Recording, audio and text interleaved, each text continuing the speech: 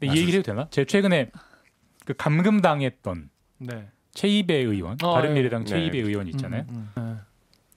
감금당할 때 얘기를 좀 해달라고 했어요. 네. 그랬더니 라고 했다는 게 최이배 의원님의 말인데 그러니까 이분들은 왜 KBS 기자가 김어모 실드 치냐 이런 말씀이에요. 그러니까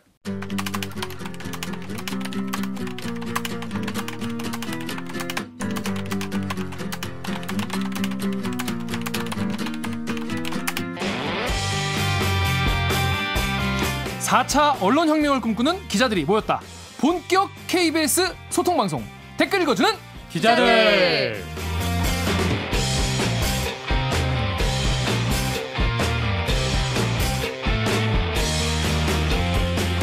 네, 본격 사내 수공업 방송입니다. 댓글 읽어주는 기자들. 짧은 리포트에서 나오지 않는 취재 뒷이야기를 풀어드리고요. KBS 기사에 누리꾼 여러분들이 댓글을 남겨주시면 모조리 찾아 읽고 답을 해드리거나 담당 기자한테 대신 따져드립니다. 반갑습니다. 저는 진행을 맡은 프로 대댓글러 김기아 기자입니다. 안녕하세요. 안녕하세요. 박수. 다 같이 반가워해 주세요. 그렇습니다. 저희가 지금 이걸 시작할 때만 해도 과연 얘네 오래 갈 수 있을까? 이런 분들 되게 많았어요. 저희가 이번 화가 심지어 40회입니다. 40회. 1회 때 여기 앉아 계셨던 분들은 다 지금 어디 갔어? 본인 말고 아무도 없네. 다 어디 갔어? 근데 그래도 일단 지금까지 저희 방송을 쭉 지켜봐 주신 분, 그리고 최근에 또 보러 오신 분 모두 반갑습니다. 오늘도 방송을 보시다가 들으시다가 얘네 괜찮다, 재밌다, 들을만 하다 싶으시면은 좋아요와 구독 버튼 꾹꾹 눌러주시기 바랍니다. 자, 오늘도 아까 말씀드렸다시피 우리 스타팅 멤버는 다 어디로 사라지고 정연욱 기자만 이 자리를 지키고 있습니다. 자, 정 기자 자기소개 부탁드립니다. 안녕하세요. 저 사회부 정현욱입니다. 아니 그런데 우리가 라디오 심의에 걸렸어요. 왜? 우리 심의 걸렸어요. 뭐 걸렸냐면 뭐 걸렸을 것 같아? 아니 이거 얘기 안 해줬잖아. 우리 심의에 걸려가지고 지금 그 일요일에 나간 순한맛 버전이? 순한맛 버전인데도 심의에 걸렸어요. 지금 우리 방송이 위기입니다. 그 누구예요? 당신 때문에. 호칭? 호칭? 호칭뿐이 아니라 정연욱 기자의 별명에 문제가 있어서. 뼈대빠가요? 예, 뼈대빠가 무슨 뜻인지 설명해 주시죠. 아, 알겠다. 뼈를 때리는 바다. 네, 왜 문제가 있을까요? 바다가 표준어가 아니잖아요. 딩동댕. 여기 딩동댕 있었는데 어디 갔냐? 버터. 그렇습니다. KBS는 뼈대버를 해야 돼? 뼈대버를 해야 돼. 아니 어떻게 생각하세요? 아이 방송 심의 기준이 상당히 구태의연하네요. 너무 빡빡하다. 아이 참. 근데 사실 뼈 때리는도 표준어는 아닌데. 뼈를 때리는. 아니 그는 뭐, 원래는 뼈를 때린다 그거잖아. 근데 그쵸. 지금은 그런 뜻이 아니잖아. 그래서 지금 오기나 PD가 지금 우리 담당 PD가 양복 입고 끌려가게 생겼어 지금. 바다 같은 이런 저급한 단어를 말이야. 우리 구독자가 정해주신 그러니까 건데. 이거 우리 구독자분들이 지어준. 이거 바꿔야 돼요? 아이 어떻게 바꿔? 한 번 걸렸으면 그냥 가. 걸렸으니까 사과하고 쭉 가는 걸로. 그리고 또 그 심의에 끌려가는 것도 제가 가는 게 아니라 PD가 가는 거기 때문에 사실 크게 뭐 우리 애랑은 상관없다. 굉장히 그냥 가는 겁니까? 네, 그냥 가는 걸로. 그냥 가겠습니다. 알겠습니다. 오늘은 게스트가 두 분이나 이 자리를 찾아주셨습니다. 먼저 댓글 읽어주는 계절 24화에서 유사동물원 취재 후기를 풀어주셨던 KBS의 봄이 오나 봄 윤보미 기자 안녕하세요. 자기소개 부탁드릴게요. 안녕하세요. 저는 통일외교부 윤보미 기자라고 합니다. 그때는 통일외교부가 아니었죠? 네, 그때는 사회부였는데 몇 달 전에 통일외교부로 옮겨서 지금은 국방부 취재를 담당하고 있습니다. 국방부 취재 어때요? 재밌어요? 전 한 번도 안 해봐서. 저도 걱정이 많았는데 재밌게 잘하고 있습니다. 뭐가 재밌어요? 새로운 걸 알아가는 재미. 아니 아무래도 계급부터 알아가는 재미. 국방부는 좀 폐쇄적인 조직이라서 특히 취재하기도 힘들고 또 굉장히 국방부 문화가 아무래도 좀 남성적이잖아요. 그 좀 뭐 애로사항은 없어요? 별로 없습니다.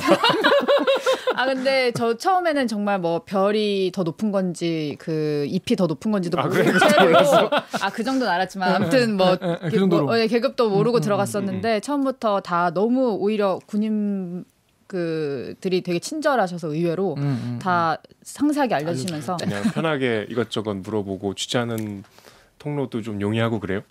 꽤 많은 편인데 물론 대답은 안 해주시지만 그래도 항상 군인 정신으로 전화도 늘 잘 받아주시고 왜냐면은 뭐 막 수백 통을 해도 그냥 안 받는 경우도 많은데 맞아. 군인분들께서는 그래도 항상 전화 받아주시고 전화 받아주는 게 어디냐? 그게 어디냐? 군인 정신으로 전화를 받아줘. 지금은 확인해드릴 수 없다. 대답을 해줘. 네, 근데 새벽부터 밤까지 늘 전화를 안 받는 시간이 없으세요. 아 새벽에도 막 해요? 네, 그럼요. 그거 다 받아주세요. 네, 옆에는 우리 데일리키 처음 출연하신 분이에요. 네. 우리 김준범 기자 오셨습니다. 반갑습니다. 본인 소개 부탁드리겠습니다. 안녕하세요. 저는 지금 정치부에서 국회팀 출입하고 있는 김준범 기자라고 합니다. 반갑습니다. 반갑습니다. 제가 KBS에서 제일 무서워하는 선배. 이렇게 이제 초반부터 깎아내리는. 근데 왜 무섭죠? 보통 이제 다른 후배들은 김준범 선배 굉장히 자애롭고 굉장히 자애롭고 되게 따뜻하고 그런 선배로 알고 있는데 뭔가 잘못 알고 있는데 아니 뭐 좀 뭐랄까요? 막 일 가지고는 뭐라고 안 하고요. 절대로 뭐라고 안 하고 사생활로. 사생활. 사적인 잔소리를 많이 해요. 정연욱 기자가 사생활을 좀 그렇긴 하죠. 그렇죠. 네. 편집해. 그 평소에 그래서 그런 거를 좀 많이 지적을 받는 그런 상황. 많이 받군요. 숨만 쉬어도 잔소리해요. 아. 네, 그래서 되게 오늘 이 자리가 그리고 또 저보다 선배시고 이게 여러모로 좀 우리 녹화 일반적인 그 마음가짐이 잘 안 되네. 그렇구나. 유재석이 조세호한테 하듯이. 그때일수록 데려가서 자기 갈 일을 해야지 왜 밖에서 싸돌아다니니. 어제는 집에 있었습니다. 그것도 건방지구나. 왜 건방집니까? 그럴 때일수록 밖에 나가서 사람을 만나야지. 그래서 지금 사람을 만나고 있습니다. 넌 참 건방진 아이구나.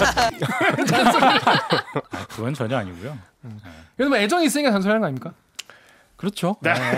잘 되기를 바라는. 근데 김준범 기자가 그 전에 이제 바이스캡이라고 이제 사건팀 기자였.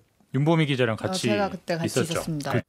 뭐랄까 별명이 있었는데 약간 사건팀 알파고 엄청 칼 같고 지시도 정확하고 긍정적인 알파고. 다만 인간미가 좀 부족하다. 그래서 알파고라고. 인간미가 부족한. 그런데 그런데 요즘에 또 인간미 없는 분으로 또 유명한 분이 계시죠. 우리 선배인 민경욱 전 기자, 민경욱 의원이 인간미가 너무 없는 모습을 보여. 저희가 지난 화에 한번 다뤘는데 거기 이런 댓글이 달렸어요. 요 댓글 재밌어서 제가 고정을 해놨는데 마리나 달로웨이님께서 민경욱 씨가 워싱턴 특파원으로 있을 때 같이 취재했던 경험이 있습니다. 어느 대형 사고 현장에서 그를 목격했는데 KBS 특파원이라는 자가 아무런 질문도 하지 못한 채 그저 마이크만 들고 서 있더군요. 영어로 질문한 게 아니고 한국인에게 한국어로 질문하는 자리였습니다. 대단히 실망스럽더군요. 아마 KBS 화면에는 그가 질문하고 취재한 걸로 나왔겠죠. 어떻게 이런 사람이 국회의원까지 되었는지 정말 의문입니다. 게다가 막말 논란의 공감 능력 제로까지 내년 총선이 기대됩니다. 라고 이런 댓글이 달렸어요. 사실 지난화에 저희가 다뤘던 게 이 골든타임 3분. 3분. 그걸 보고 참 되게 공감 능력이 너무 떨어진다면 더 거의 없는 건 아닌가 그런 생각했었는데 근데 이분이 또 열의를 또 하셔가지고 저희가 방송 나간 사이에 쉬지 않고 계속 막말 업데이트를 해주셨죠. 그래서 저희 방송이 따라갈 수가 없어요. 민경 의원의 막말 속도를 따라갈 수가 없어가지고 저희가 뒤늦게 따라잡고 있는데 그 순방간 이제 문재인 대통령한테 철렵질에 정신 팔려 있다 이렇게 하고 나도 피로도 해안 관광 가고 싶다 이렇게 이런 거를 자꾸 쓰는 이유가 뭘까요 진짜. 너무 신기했어요. 김준범 기자는 같이 일해본 적 있나요? 같은 부서에서 일해본 적은 없고요. 지난주에 얘기하셨다면서요. 네. 그러면 그분은 딱 하나밖에 없어요. 마술. 마술 얘기했는데. 마술. 역시. 마술 직접 보셨어요? 직접 봤죠. 그거 이른다니까. 우리 뭐 같은 자리만 있으면 해요. 쇼맨십이 대단한 분이고 마술을 생각보다 잘해요. 근데 국회로 옮긴 뒤로는 전 한 번도 직접 뵌 적은 없는데 지금도 마술을 많이 하신다고 그러시더라고요. 유명합니다. 마술. 근데 이 얘기를 해도 되나? 제가 최근에 그 감금당했던 최이배 의원, 바른미래당 최이배 의원 있잖아요. 제가 원래 개인적으로 좀 옛날에 원래 그분이 경제개혁연대라는 연구원이셨어요. 제가 경제부 기자할 때 이제 재벌 취재하면서 이렇게 인터뷰하는 기자, 인터뷰해 주시는 박사님 이렇게 만나면서 이제 친분이 쌓였는데 국회의원 되셨고 그래도 국회로 왔다 그래서 인사를 해서 밥을 먹었는데 이런저런 얘기 하다가 정책 얘기하면 재미도 없고 감금당할 때 얘기를 좀 해달라고 했어요. 그랬더니 피감금자였죠. 그렇죠. 그리고 감금자 중에 한 분이 민경욱 의원이 있었어요. 화면에도 나와요. 굉장히 열심히 하셨죠. 이제 근데 오전에는 그 점심을 기점으로 분위기가 바뀌었대요. 오전부터 갇혀 있었는데 오전에는 굉장히 분위기가 좋았대요. 분위기 좋았던 중에 하나가 마술이었대. 가둬놓고 안에서 마술을 했대 진짜. 가둬놓고? 가둬놓고. 그래서 최이배 의원하고 달래준 건가? 그다음에 최이배 의원의 보좌진들 뭔가 레크레이션 시간을 때워야 되니까 레크레이션을 해야 되니까. 근데 이제 우리는 그분이 마술을 하는 건 알지만 그분들은 아무 배경 지식이 없는 상황에서 깜짝 놀랐겠네. 갑자기 국회의원이 마술을 하니까. 그래서 최이배 의원님 말 너무 잘하시더라. 그래서 이제 본인이 이제 리액션이 좋으니까 B를 받았나 봐요. 민경호 의원이. 그래서 보좌진한테 마술 가방 갖고 오라고. 라고 했다는 게 최이배 의원님의 말인데 지금 뭐 팩트 체크를 한 건 아니에요. 아니 그럼 최이배 의원은 감금당한 와중에도 막 리액션을 잘 해주셨나 봐요. 오 신기하다 이렇게. 그러니까 이제 오전 상황을 돌이켜 보면 지금 와서 보니까 막 그때 막 창문으로 막 인터뷰하고 그렇게 상황이 심각해졌던 거지. 오전 상황은 아마 최이배 의원이나 바른미래당 그 보좌진들은 에이 얼마나 하겠어라고 생각하지 않았겠어요? 그렇죠, 당연히. 그렇죠. 그러니까 이제 아무리 다른 당이긴 하지만 현직 의원이 오면 약간의 긴장감 속에서도 뭔가 좀 이렇게 좀 그쵸. 재밌게 지내려고 하는 게 있었을 거고 이제 서로 어색한 이 뻘쭘한 분위기를 마술로 풀어줬고 밖에 기자들이 다 막고 있었을 거 아니야. 그쵸, 근데 그쵸. 뭔가 가방에 쑥 들어갔는데 남들은 뭐 뭔가 법안 가방인 거 알겠지.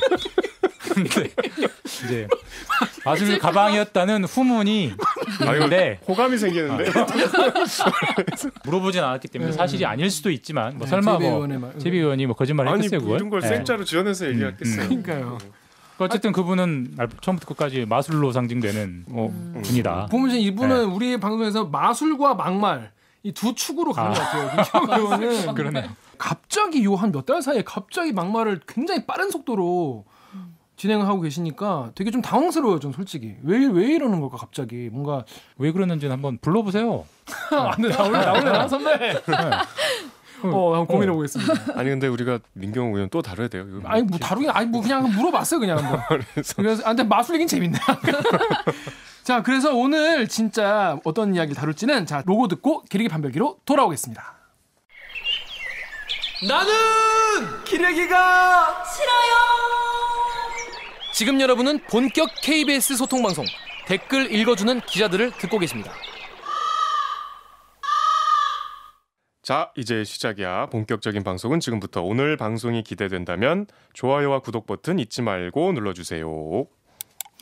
네, 본 코너죠. 오늘의 기레기 판별기 시작하겠습니다. 나 밀양 사람 김원봉이요. 나 밀양 사람 김원봉이요. 야, 약산 김원보이 오랜만이세. 이게 이제 2015년에 개봉했던 영화 암살에서 배우 조승우 씨가 이렇게 대사를 치죠. 이게 지난 6월 6일 현충일에 문재인 대통령이 추념사에서 독립운동가인 약산 김원봉 선생을 거론을 했는데 이후에 김원봉 서훈 김원봉 독립운동 뭐 이런 게 계속 실시간 검색이 올랐어요. 그래서 김원봉 선생에 대한 논란과 팩트 오늘 두 기자님들과 함께 짚어보려고 합니다. 먼저 짧은 리포트로 어떤 논란이 있었는지 짚어보겠습니다. 민간에서 대규모 기념 사업을 준비하고 정부가 지원 방안을 검토 중인데 관련 논쟁이 쉽게 가라앉지 않을 것으로 보입니다. 김준범 기자입니다. 문재인 대통령이 현충일 추념사에서 언급해 논란이 재점화된 약산 김원봉이 단장이었던 조선의열단 창단 100주년을 기념하는 사업이 추진됩니다. 의열단은 꼭 100년 전인 1919년 11월 9일 조직됐습니다. 곧 발족할 의열단 100주년 기념사업 추진위원회는 11월까지 여러 기념사업을 할 예정입니다. 추진위 측은 사업비를 20억 원 이상으로 잡고 최근 정부에 예산 지원을 요청했습니다. 복수의 정부 고위 관계자는 KBS와의 통화에서 보훈처의 올해 예산에는 의열단 기념사업이 반영 안 돼 있다며 역사적 가치를 감안해 지원 가능 여부를 다각적으로 검토 중이라고 말했습니다. 어떤 형태로든 정부가 지원에 나서면 김원봉 논란은 다시 불붙을 수 있습니다. 더구나 추진위 측은 김원봉 서훈 대국민 서명운동도 예고하고 있어 논란의 강도는 더욱 세질 수 있습니다. KBS 뉴스 김준범입니다.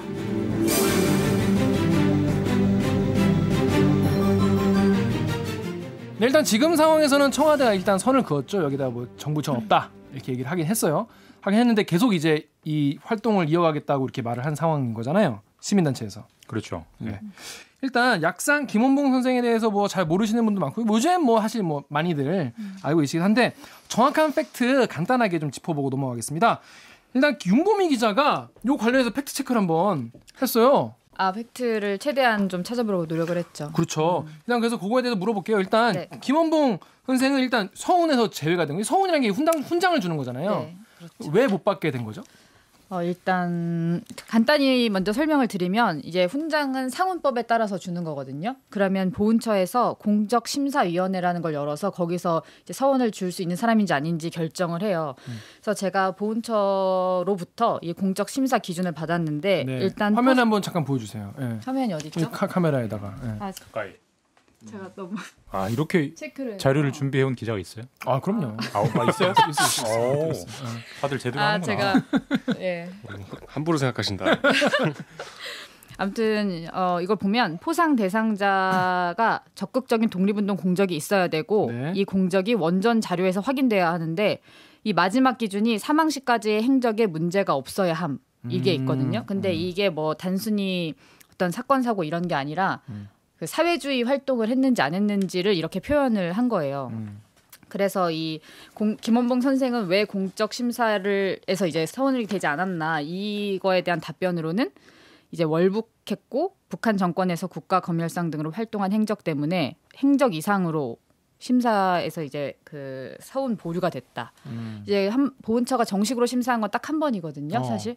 그 2005년도 때, 그 김원봉 선생의 동생인 김학봉 씨가 포상을 신청했는데 이제 여기서 통과를 못한 거죠, 심사를.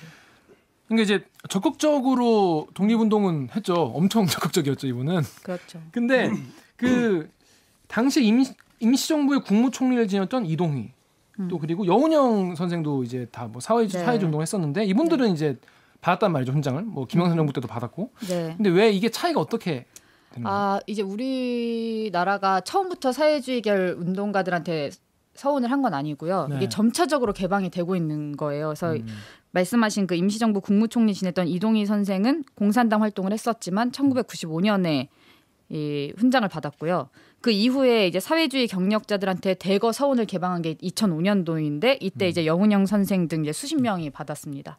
근데 이제 이 분들과 김원봉 선생과의 차이는 그 해방 후에 어떤 활동을 했는지, 그러니까 해방 이전에 활동한 사람들에 대해서는 이제 줬던 거고요. 그리고 이제 보훈처가 지난해에 또 심사 기준을 개정해서 이제 해방 이후에 활동한 사람들한테도 주고 있는데 여기서 단서를 달았어요. 다만 북한 정권 수립에 직접 기여하지 않은 인물이어야 한다. 근데 이제 김원봉은 북한 정권 수립에 직접 기여한 인물로 봤기 때문에 지금까지는 현재 이 기준상으로는 서훈을 할 수 없는 상황입니다. 그러니까 쉽게 말해서 이제 독립운동은 뭐 어떻게 해도 상관없는데 나중에 이제 북한 가서 김정일 도와줬으면 안 된다 이거 아닙니까? 김일성. 김일성 도와줬으면 안 된다 이거 아닙니까? 그러니까 결국 이제 북한이라는 키워드, 북한이라는 존재가 우리 사회에서 여러 가지 논의 구조들을 약간 글로벌 스탠다드에서 약간 왜곡시키는 측면이 있는 건데 이것도 이제 비슷한 거죠. 그렇죠. 사회주의, 공산당 이퀄 북한, 우리를 위협하는 세력 이렇게 이제 등식이 그렇죠. 처음에는 아주 강했고 이제 조금씩 약해지다 보니까 아까 말씀하신 뭐 이동휘, 여운형 이런 분들은 사회주의자거나 좌파 계열 독립운동가긴 했지만 조금 포용해 주는 거고 북한 정권 창출에 기여하지 않았기 때문에 하지만 약산 김원봉은 그런 좌파 계열 독립운동가이자 북한 정권 창출에 기여한 흔적이 있기 때문에 거기까지는 우리가 아직 포용하지 못한다. 이런 게 있는 거죠. 역설적으로 이분들은 또 분단 전에 돌아가셨잖아요. 네. 뭐 그래서 또 이런 측면이 그렇죠. 없잖아요. 김원봉도 만약에 그렇죠. 6.25 전에 사망했다면 논란의 여지 없이 이 이동희, 여운형과 비슷한 시점에 서훈을 받았겠죠. 그런데 제가 알기로는 이제 월북해서 활동한 게 문제다 이거 아니에요. 정확히 말하자면. 근데 월북을 한 계기가 저는 그 전에 이제 그 세력 다툼, 그러니까 남한에서 광복 후 남한에서 이제 독립운동가 또 당시 이제 거물들끼리의 세력 다툼에서 좀 밀려나가지고 있는 상태에서 이제 친일 악질 경찰로 유명한 노독술에게 막 따귀도 맞고 막 욕도 먹고 막 따귀를 맞고 눈물을 흘렸다 뭐 이런 얘기. 그런 얘기가 이제 뭐 누구 수기에도 막 있고 이러면서 이제 그걸 못 견디고 이제 월북을 했다 뭐 이런 얘기도 있는데 엠팍에 이런 댓글이 있었어요. 우리 정윤욱 기자가 여기 엠팍 댓글 좀 읽어주세요. 네, 창공의 하늘님께서 김원봉이 노덕술에게 고문당했다는 게 거짓말이었군요. 아무런 사료나 증거가 없음. 잡혀간 것까지만 맞음. 고문이니 뭐니 확실하지 않은 상황에서 루머가 퍼진 것뿐. 네, 그 다음 댓글도. 데몬스 아이님이죠. 네. 어떤 멍청이가 자기가 고문했다고 증거를 남깁니까? 네. 그러니까 이게 사실 워낙 옛날 네. 사료이고 네, 이게 사실 맞아요. 뭐 증거가 뭐 지금 뭐 찾을 수도 없는 거기 때문에 우리 역사적 사료를 계속 근거할 수밖에 없는데 윤보미 기자 이 부분은 어떻게 봐야 돼요? 우리가? 일단 김원봉이 왜 북한으로 갔는지 그거에 대해서도 사실 저희가 지금 알 수 있는 방법은 없어요. 왜냐하면 김원봉이 왜 북한에 갔는지 직접 기록으로 남긴 건 없기 때문에. 기록이 없다 일단. 네, 이제 다만 추측을 하는 거죠. 역사학자들이나 그 이후에 후대에서 추측을 하는 건데 일단 건너간 건 1948년에 남북 연석회의 참석차 갔다가 돌아오지 않은 그렇죠. 거예요. 근데 이때 당시 상황을 보면은 미 군정이나 우익 세력들 에 의해서 신변 위협을 당했다 이런 얘기가 나오는 거거든요. 그 구체적으로 뭐 이런 사례들이 이제 논문들에 나오더라고요.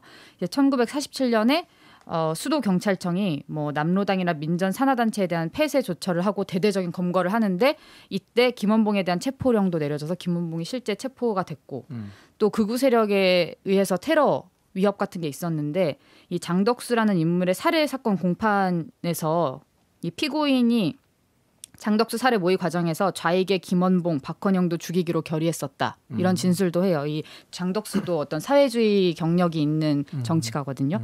그러니까 이제 김원봉이 이런 상황에서 신변의 위협을 느껴서 북한으로 갔을 것이다. 곧 죽을 수도 있겠구나. 이런 위협을 느꼈을 것이다. 이게 주요 원인으로 이제 추측이 되는 거죠. 근데 그러면 정말 친일 경찰한테 뭐 고문을 당했을까? 네, 이 부분도 저도 이제 그런 얘기가 많아서 찾아봤는데 일단 뭐 어떤 관의 공식 기록은 아니고 이 김원봉의 동지라고 할 수 있는 사람들이 남긴 회고 같은 것들이 있어요. 네. 일단 먼저 의열단 동지였던 유석현이라는 분이 있는데 이분이 남긴 증언을 보면 제가 잠깐 읽어드리면 이승만이 정적들을 공산당으로 몰아 때려잡을 때 약산과 조소왕도 붙잡혀갔다. 특히 약산은 붙잡혀갈 때 화장실에 있었는데 일제 경시 출신 노덕술이 그대로 수갑을 채워 끌고 갔다. 그리고 이제 중간에 생략을 하고 약사는 그런 수모를 당하고 나에게 와서 사흘을 울었다. 그는 울면서 여기서는 외놈, 여기선 친일파를 가리키는 말인데 외놈 등살에 언제 죽을지 몰라. 이렇게 말했다. 이런 증언이 있고 그다음에 다른 독립운동가인 정정화의 회고도 있는데 약산이 중부경찰서에 잡혀 들어가서 외정 때부터 악명이 높았던 노덕술로부터 모욕적인 처우를 받았다는 말을 듣고 몹시 분개했던 일이 기억난다. 평생을 조국 광복에 헌신했고 임시정부의 국무위원 겸 군무부장을 지낸 사람이 악질 외경 출신자로부터 조사를 받고 모독을 당했다는 소리를 듣자 세상이 아무래도 잘못되고 있다는 것을 느끼지 않을 수 없었다. 이런 이제 회고가 있는 거예요. 상당히 신빙성 있는 거네요. 지금 그렇죠. 이게 복수의 어떤 동지라고 할 수 있는 사람들이 이런 기록을 남긴 거니까 사실 노덕술에 의해서 체포가 돼서 어떤 모욕을 당한 건 맞는 것 같아요. 근데 다만 뭐 고문을 당했다든지 뭐 뺨을 맞았다든지 이런 건 저는 확인하지 못했어요. 혹시 아시는 분들은 댓글로 남겨주시면 감사하겠습니다. 네.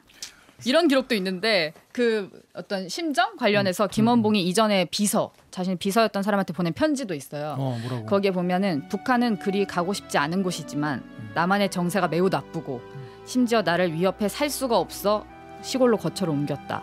이런 답장을 받았다. 이런 비서의 말도 있는데 뭐 이런 걸 보면은 여러모로 뭐 위협도 당하고 모욕도 당하고 북한으로 그래서 가지 않았을까 이렇게 저희가 추측을 하고 있는 이분은 거죠. 가족은 없어요? 가족은 전 있다고 들었는데 애가 둘이고 네. 와이프도 이제 남한에 그러니까 우리가 있어요. 어디 거처로 옮길 때는 뭐 신변의 위협 고문도 중요하지만 가족이 어디 있었냐가 매우 중요한데 당시에 남한에 있어가지고 이제 그 얘기를 해요. 그러니까 혼자 단신으로 월북을 했거든요. 그래가지고 나중에 한국 전쟁이 발발할 때 계속 이제 한국 전쟁을 이제 반대했다고 합니다. 예, 약산 김원봉은 왜냐하면 전쟁을 그러니까 물론 당시 김일성은 스탈린이 바로 도와주니까 2달 안에 끝낼 수 있다 이런 주장이었고 김원봉은 2달 안에 절대 안 끝나고 미군이 들어올 거다라고 반발했는데 또 자기 가족이 또 남한에 있었기 때문에 그랬기 때문에 더 전쟁을 반대하지 않았겠느냐 이런 분석도 있긴 있었어요. 다음 댓글 읽어주세요. 유튜브 이태하님께서 설명에 모순이 있네요. 노동당에 가입한 적도 없는데 북한의 상징성으로는 2인자인 자리에 올라갔다고요. 노동당원이 아니면 정계 진출이 불가능한 시스템이라고 기자님이 말씀하셨잖아요. 네, 다음 댓글도. 닥터리 님께서 관직에도 오르고 훈장도 받았지만 나쁜 짓은 아니라고요. 그럼 가만히 앉아 있는데 관직 주고 훈장 줬나 보죠. 나참.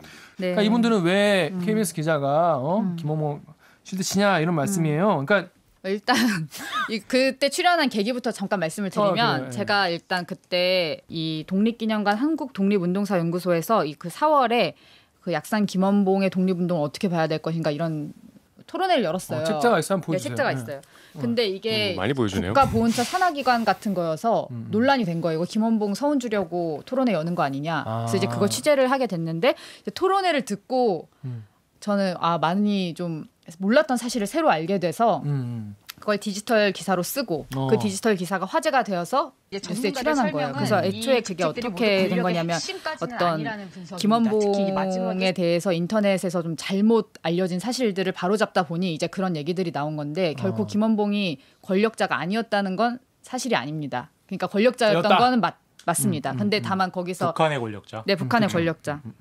근데 다만 거기서 뭐 조선 노동당의 뭐 최고 서열 중에 하나였다, 뭐 아주 핵심 권력자였다 이런 게 그때 당시에 엄청 인터넷 공간에 퍼지고 있어서 제가 이제 토론회에서 나왔던 어떤 전문가들의 사실 정정을 전해드린 건데 잘못 알려진 것과는 달리 김원봉은 조선 노동당 당원이었던 적이 한 번도 없고 이 다른 군소 정당의 위원장이었어요. 그 정당 이름은 정확히 봐야 되니까 조선인민공화당이라는 군소정당의 위원장이었거든요. 그래서 어떤 우리가 북한에서 서열을 얘기할 때는 사실 그 노동당을 중심으로 얘기하는 거예요. 그러니까 김원봉의 서열을 정확히 말한다는 건 어렵다고 하더라고요. 전문가들 말로는 노동당원이 아니었기 때문에. 그래서 그 말씀을 드린 거고 또 어떤 그 직책으로 봤을 때도 이 사람이 처음에 국가검열상 그리고 나중에 노동상이 되는데 국가검열상이 그때 당시에 검찰총장 이런 식으로 알려져 있었는데 이제 전문가들 의견으로는 감사원장에 더 가깝다. 물론 장관급 직책이긴 하지만 그러니까 어떤 감찰 기능을 하는 사람이었고 그 이후에 노동상으로 되고 그 이후에 이제 한 번 더 직책이 바뀌는데 그 상임위원회 부위원장을 하잖아요. 그게 이제 직책으로만 보면 점점 그러니까 서열이라고 하면 그렇지만 권력의 주변부로 밀려나는 과정이래요. 그래서 어떤 그 여기서 말하는 2인자라는 표현도 사실 잘못됐고 그 부위원장이라는 게 굉장히 상징적인 직책이라는 말씀을 드리려던 거고요. 근데 상임위원회 부위원장이라는 자리를 그 노동당 소속이 아닌데 어떻게 할 수 있죠? 김원봉이라는 사람을 북한에서 왜 이렇게 썼나 이런 얘기를 할 때 분석 중에 하나는 이 사람이 일단 남한 출신이어서 대남 선전용으로 활용할 목적이 있었고 그리고 워낙 독립운동으로 이름을 떨쳤던 사람이긴 하잖아요. 그래서 어느 정도 대우도 해줘야 되고 이런 여러 가지 그런 게 있었다고 해요. 그리고 김일성보다 20년 선배라도만. 황희무장 투쟁. 그러니까 어떤 정권의 정통성이나 또 이제 실용적인 목적이 있었네요. 그렇죠. 근데 이제 그래서 저는 뭐 권력자가 아니라는 거 아니고 당연히 북한 정권 창출에 기여했다는 게 현재 우리 정부의 평가이기도 하고 뭐 그것을 부정하진 않는 것 같아요. 다들 이제 다만 근데 얼마나 핵심적인 권력이었나 그리고 얼마나 뭐 최고 서열의 뭐 엄청난 권력자 6.25 개전에 참여했고 막 이런 정도의 권력자는 아니었다 이렇게 정정하는 차원에서 말씀을 드렸던 거고. 제 생각에는 뭐 얼마나 높은 자리였는지는 사실 크게 중요하지 않다. 일단 그 북한 정권 수립에 기여를 하긴 했으니까 그거는 뭐 인정하고 넘어가야 된다고 생각을 하는데 요런 댓글이 있어요. 김준봉 기자가 여기 다음 이 민서진님 유튜브에 민서진님의 댓글인데 기자가 답정너네 이르다 그러면서 은근히 주는 게 맞는데 사회적 합의가 안 된 것처럼 몰아가는 거 보임? 반대하는 전문가들 의견은 없었나요? 정말? 네. 그러니까 이분 얘기도 아까 이제 윤보민 기자가 답정너 주는 게 맞는데 니네가 하도 지랄하니까 그냥 좀 늦추는 거야. 이런 뉘앙스였다는 거예요. 본인이 기사가. 이렇게 몰아갔어요? 일단 제 디지털 기사를 읽어볼 것을 권해드립니다. 갑자기 기사 홍보냐고 갑자기. 기사 홍보를 해보겠습니다. 왜냐면 자세한 내용이 있어요. 거기에 보면은 김원봉은 과연 북한에서 숙청을 당했나? 왜 당했나?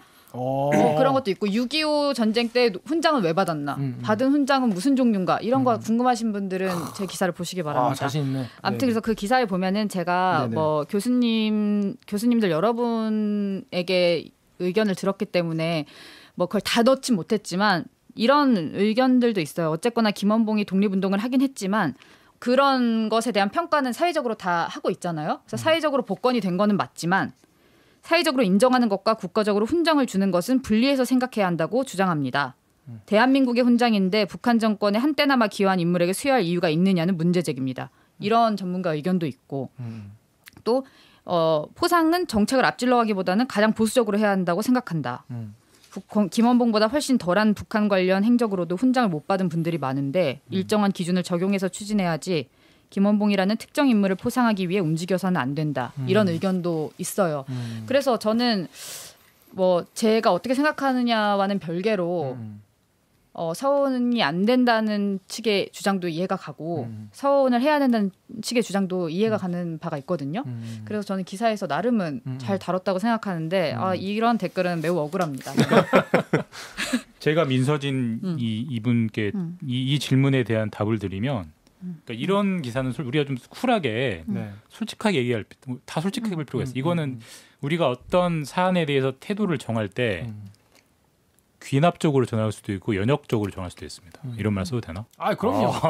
플라톤과 아리스토텔레스 차이 아니겠습니까? 그러니까 어떤 사실들을 모아서 근거가 이러하니까 이것에 대한 내 입장은 이렇게 정해야겠다라고 정해지는 사안도 있지만 특히 이런 역사 전쟁 혹은 이념 전쟁의 대부분의 솔직히 우리 다 그래요.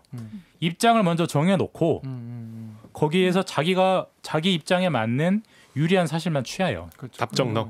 솔직히 그래요. 그러니까 이 기사도 제가 민서진님이 어떤 생각을 갖고 계신지는 모르겠지만 아마 그럴 확률이 높아요.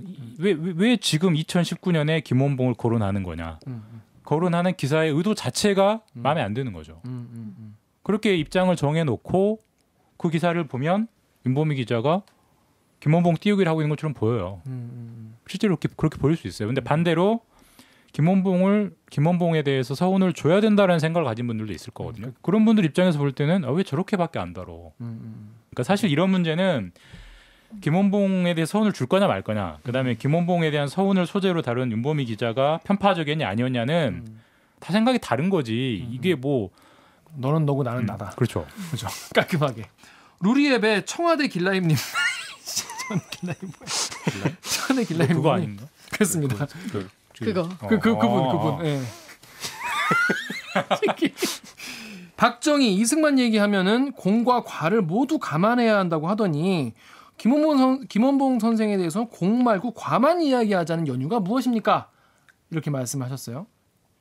그런데 반대로 엠팍의 파워플러스님은 김성수는 박탈했는데 김원봉이 받으면 진짜 희대의 개그다. 하나만 보지 말고 전체를 좀 봐라. 쯧이라고 하셨어요. 이게 인천 김성수 얘기하는 그렇죠. 인천 김성수 이번 이제 친일 행각으로 이제 못 받았는데 나중에 뭐 좋은 일 많이 했다. 뭐 그런 얘기예요. 이렇게 생각이 다른 거죠. 이거야말로. 사실 근데 이번에 청와대도 이제 그런 입장을 내놓은 거죠.